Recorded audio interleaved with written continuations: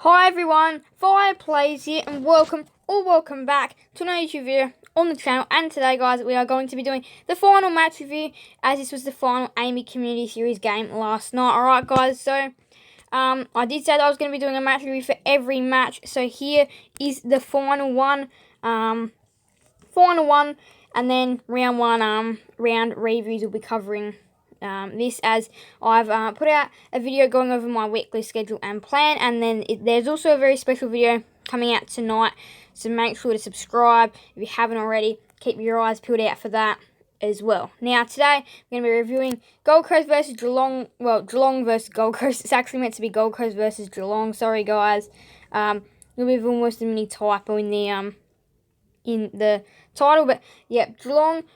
Gold Coast versus Geelong match review, and there was some interesting things from this game as well, so let's go ahead and check out the scores. So probably the biggest thing in the end was Gold Coast got the job done by 23 points last night. They got the job done. They did it in some style as well. It was a very close game though. I think Geelong were here for most of the game.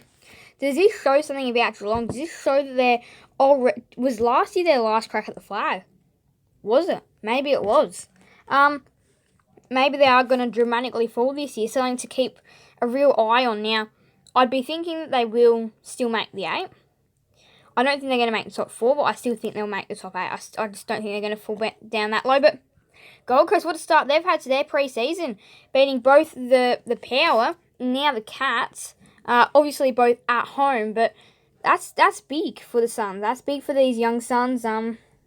Now again, going in with probably all the confidence, probably one of the most confidence out of teams. You've got Carlton, you've got Gold Coast going into round one with full confidence.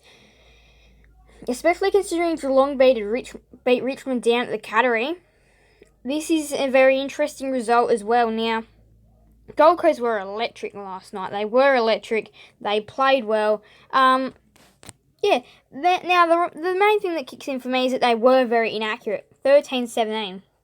So this suggests to me they could have won by more. Now, I do say that about teams when they are inaccurate. I do say, oh, they could have definitely won that by more. And that, I have every right to say that.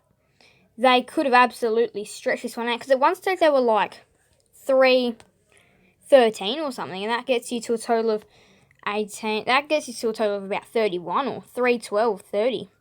It was, so they fixed up their accuracy in the second half to end up coming home and winning. Getting home and winning that one pretty convincingly in the end by 23 points. 13 goals for the Suns. Lukosius was electric up forward. He was probably one of the best ons for the Suns. Miller does what Miller normally does. And also Anderson, I do want to have a little talk about him as well. Anderson is going to be one of the best in the competition. When he hits his prime, he's going to be unstoppable. And he's showing that already this year, about how damaging he can be this year.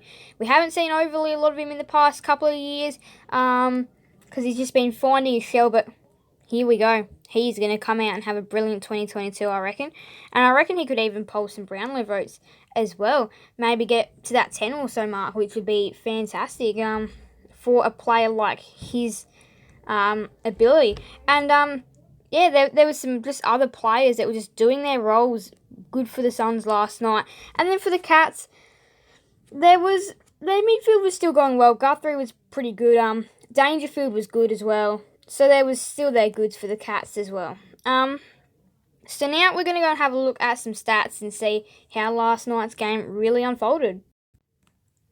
So yeah, Took Miller was doing his absolute best again, but the worm is an interesting thing. It was kind of almost owned quarter by quarter. You own a quarter, really. So you can see though, that was the quarter that things changed. Second quarter, the Suns could only manufacture behinds, and that is when against those better teams, those teams will go away.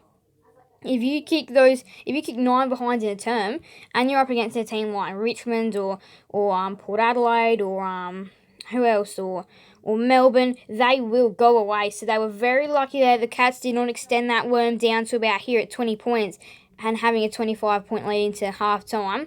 And then they could have just kept that going. And then if the rest of the game had to follow, Gold Coast still would have won, but not by as much. So they were very lucky that the Cats only managed to kick 3 goals, 1 in that second term. So then they were still there in the contest. That quarter, though, A lot of behinds, for sure. So, pretty much that's very interesting there. But yeah, that is where the better teams will beat you. So that does need fixing up quite urgently. Imagine if you had to just say kicked 7 behinds and kicked 5 more goals. That would have been adding 37 to your quarter time score of 21. That could have easily sent you into the 60s. So just a minor fix up there that needed. Last night didn't cost them, but it will cost you against other oppositions, especially when you can go away from home as well. It can cost you. Now, heading into the third quarter, the Cats went in with a slight advantage at half time, and then the Suns just built that staircase up, ended up kicking 6 goals, 1 in that term, and the Cats only getting 3 goals, 1 again.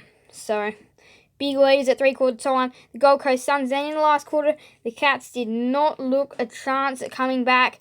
Dangerfield, after he launched his huge bomb from the centre square, they had a chance, but then Gold Coast just kicked a couple of goals, and it was just too late. Gold Coast 23-point victors. Suns were led by Took Miller with 32 disposals. So 32 disposals for Took Miller. Cam Guthrie, as I said, he's always amazing. Is Cam Guthrie? You get what you deserve from him, and he is amazing. With the 32 touches as well with Took Miller. Now Ben Ainsworth. Maybe not the name you'd actually think to hear, kicking 4 goals, and Lukosius was good with 3, I'm pretty sure. And then Took Miller, 134 fantasy to go with his 32 touches, and 9 tackles to go with his 32 touches and 134 fantasy. He was all over it last night, was Took Miller. Now, AFL fantasy, no one even got close to him. 109 for Ainsworth, 101 for Rao. Now, that's good to see Rao getting right back into things. 27 disposals, he's starting to rev that engine up, get going. You can see scrappy game, 72 disposal efficiency for Miller, 70 for Rao. That's what you would like to try and aim for. 25 disposals for Atkins, going at 84. That's decent. That's real good there. But yeah, there's no real. Let's see who got some good disposal efficiency next to their name. So, 18 kicks for Weller, 100 disposal efficiency now. That's very important. Making sure that you're using yourself well. Now, Miller also hit the scoreboard, kicking 2 goals, 1. Here we go and have a look at the goals. It was 3 for Cameron and 3 for Lukosius. Dangerfield got on there. Holman, Sexton, Troll, Guthrie, Flanders, Narkle, Holmes, Stengel, Selwood, and Dowhouse all hitting the scoreboard with a major. At least a major. And yeah, it was just. So where's Noah Anderson on here? He collected 79 fantasy, 25 touches. Not as good with the 68 disposal efficiency, but that's okay. We're gonna go and have a look at some team stats now. Did everyone get a crack last night? Everyone did get a crack last night. That's an important thing. That's what we'd like to see. Now that we'll go and have a look at hit-outs, and then we will, So Jared Witt's 29, Stanley 23. So Witt's, how important is he going to be? Holman 8 tackles, 7 for Rao, 6 for Davies. He's going to be a very important player, I reckon, perhaps. And let's see, how old is he? 19. He's got a bright future ahead of him, for sure. And then a couple of other players getting in with the tackles. But there we go. Disposals, I'm pretty sure I've already looked at that. Miller, Guthrie, the only 2 to get above 30 on the night. Disposals was leading in the Cats' favour, but inside 50 smashed by the Suns, 69-46. They were going in more, and hence why you can see very low efficiency inside 450. 31 shots from 69 for the Suns, 20 shots from 46 for the Cats. They were obviously making the most of their shots, so the Cats not kicking as many behinds. Disposal efficiency was just in the slight favour of the Cats. And then hit-outs and clearances were all to the Suns, except stoppage clearances went to the Cats. Turnovers went to the Cats, but again, depends where you make them. Really will be a big factor in the game, really. Definitely depends where you make them. Marks inside 450 quite even. It allows you to go back, have that set shot. How important is that? Gold Coast were clear leaders for most of the game. 4 rushed for the Gold Coast Suns. They only really kicked 12 behinds and 4 rushed, 1 touched. So that does make sense. And then there we have it. So that'll do the job for today's match review. Now, there was a couple of questions answered pretty much, so I'm just going to go and hop into them real quick. So, this game was very important, and it would be good for the Suns. Are the Suns actually going to be a decent team this year? Have to wait and find out. But Gold Coast took this match out by 23 points last night up on the Gold Coast. They are shining this year. And will they be able to get the dream start versus West Coast in round 1? Footy coming back. Can't wait. And a special video coming out later tonight. So I do hope you guys did enjoy this video. Make sure to leave a like and subscribe and hit that notification bell so then you guys will know there's another video on the channel. Thank you guys all so much for watching. So bye everyone. Fire plays out.